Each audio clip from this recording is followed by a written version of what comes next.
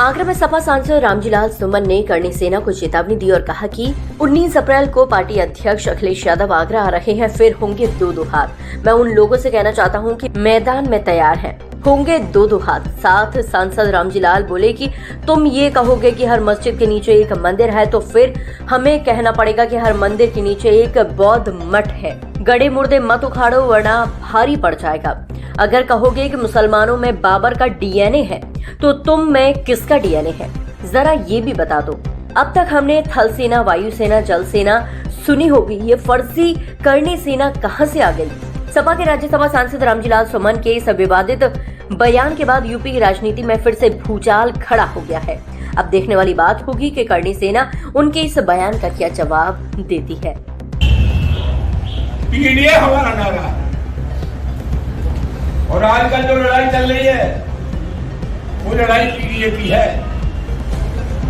कुछ लोग सामंती डेमोक्रेसी के लोग हैं। अभी परसों एक बैठक हुई तो तलवार हथियार थोड़ा मैथमेटिक पड़ा है, खाएंगे भी दो तलवार। छतरी का धर्म तो गरीब की इमदाद कर रहे हैं, मदद कर रहे हैं। ये पास में भरतपुर, यहाँ भरतपुर के राजा सूरज मल की तलवार ने अंग्रेज का सर काटा, किसी गरीब का सर नहीं काटा।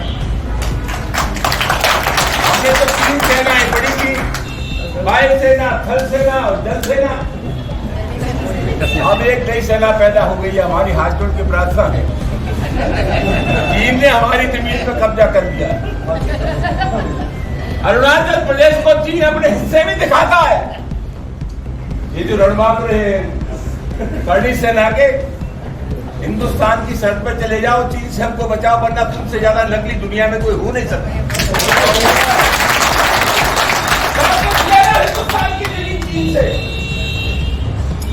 वरना तुम नकारा कहेगा। दोस्तों, सामाजिक शक्तियों की बात मैंने की। लड़ाई लंबी है और ये लड़ाई कोई हमारी लड़ाई नहीं है, ये लड़ाई उन लोगों से है। मुख्यमंत्री न रहने के बाद जिन लोगों ने गंगा जल से अखिलेश यादव जी का मकान धुलवाया, ये लड़ाई उनकी। राजस्थान की विधानसभा में जो नेता प्रतिपक्ष था दलित, एक मंदिर में चला गया, उसको गंगा जल से धुलवाया गया। आज ये दलित नौजवान को मार डाला गया। हम चाहते हैं जाति का धर्म न हो। ये लड़ाई उन लोगों से है हिंदुस्तान के मुसलमानों को बाबर की औलाद बताते। हम कहना चाहते हैं, जब जब इस देश की दाव पर लगी है, हिंदुस्तान के मुसलमान ने साबित कर दिया है कि देश की मिट्टी से जितनी मोहब्बत हिंदू को है, उससे कम मोहब्बत मुसलमान। तो लड़ाई लंबी है।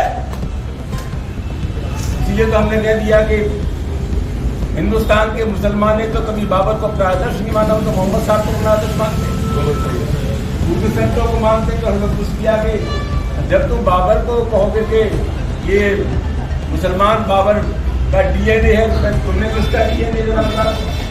कोई तो रायता फैला हुआ है। दोस्तों, आगे आने वाले समय में समाजवादी पार्टी के राष्ट्रीय अध्यक्ष श्री अखिलेश यादव जी 19 अप्रैल को आ रहे हैं।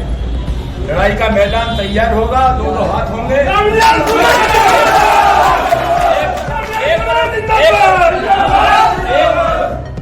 10% लोग हैं और दूसरी तरफ सामाजिक न्याय की 90% शक्तियां हैं। विजयी हमारी होगी, कोई भाई का लाभ हो नहीं सकता।